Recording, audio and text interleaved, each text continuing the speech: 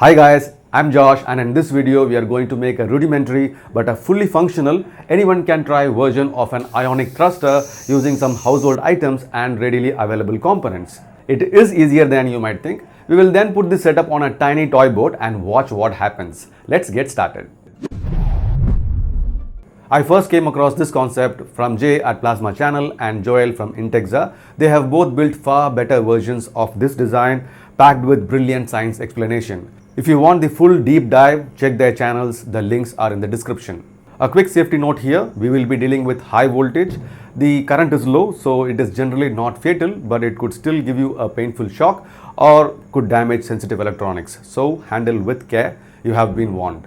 In my recent bottle rocket video, I tried using a piezo unit from a gas lighter as an ignition source. It wasn't reliable, so I upgraded to a high voltage spark generator. Later, I discovered that the plasma lighters contain everything needed for the job in one compact module. So I replaced it in the bottle rocket and now I have a spare high voltage generator which is going to be the main component in today's build. Here is my understanding on the concept of ionic thrusters. When DC power is applied, electrons move from negative terminal to the positive. If you pass that flow through a device, the device does work. A light bulb will glow, a motor will spin, and a heating coil will warm up. If there is nothing between the terminals, not even air, like in a vacuum tube, electrons can still flow given the right conditions, such as heating the cathode or applying high voltage. This is the same principle used in old CRT television sets. With air between the terminals, things get a little bit interesting. A high enough voltage can strip electrons from air molecules, creating a plasma.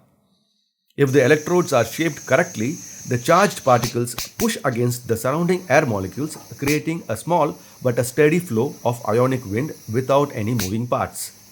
Joel, in his version, he 3D printed a resin part, then coated it with graphite to make it conductive, and then did electroplating to give it a coat of copper. But I'm not going to do all that, I'm going to take a shortcut instead. I'm using a conical thread spool or the neck of a small PET soda bottle. The reason is that it's lightweight and when cut to size, it will have one large end and one smaller end, making a crude aerodynamic iron flow design. I'm not using the conical thread spool because I tried to reshape it using heating it up but ended up destroying it. Next, we need copper wire. This is copper wire available at any generic electric store and it is commonly used for earthing purposes. Just ask for earthing copper wire. It is usually 3 mm in thickness.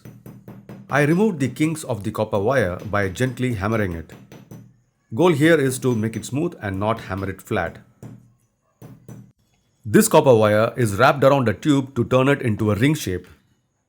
Basically, I'm making a copper ring that can fit snugly inside the PET bottleneck for the positive electrode. Since copper is malleable, after tinkering with it for some time, I was able to make a ring that fits perfectly into the PET bottle. Let us make the negative electrode. For this, I am using a thin strip of aluminum sheet. The easy source is an empty aluminum soda can. I have a sheet with me already which I am going to use. I cut a strip roughly about an inch. The length doesn't matter for now.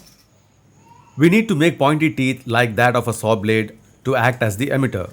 This step is very important. The sharper the points on the aluminum emitter, the stronger the electric field, which improves ionization. This one has less number of teeth and I had to cut more teeth for better efficiency later. We could solder the two ends, but we can also simply join them and use a tape to hold them in place. Before the final assembly, I taped the setup on a block of wood to check if it worked, and it did. However, the thrust is minimal at this scale, so for something like a toy boat, you will want to keep the weight as low as possible. The bulk of the weight comes from the battery and the high voltage generator. So it would be best to keep the weight of the boat hull as minimum as possible. For the final setup, the first thing I did was to replace the press switch to an on-off switch.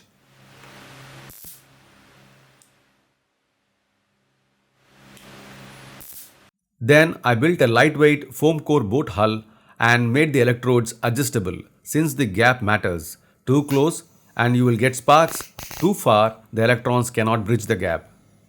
I reduced the length of the wires to be just adequate, connected the wires and secured everything in place. I did a final test run and it seems that the Ionic thruster is working fine. But will it have enough thrust to propel this boat? Let's find out. I filled my largest container with water, let it settle and then placed the boat in it. At first it leaned on one side, so I carefully added weight until it balanced. Surprisingly, the boat did not sink. When I switched it on, the boat wobbled slightly from my own movement in the water, but once stable, it began moving forward.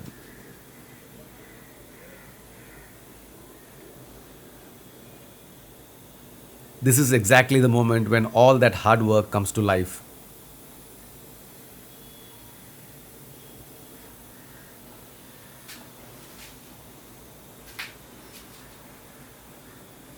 Just so you understand that this is not a fake video, I reversed the boat.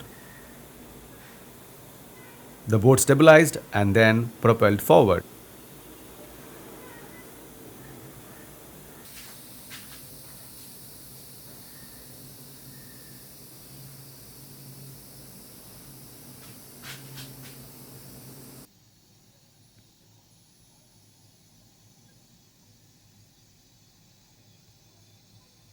It is not a powerhouse, but it is a fascinating demonstration of turning electricity into thrust without any moving parts. It's a project that one should give it a try. You guys, you stay curious and you make something new. If you enjoyed this content, please subscribe to this channel, Video Epo. I will see you in my next video. Until then, bye-bye.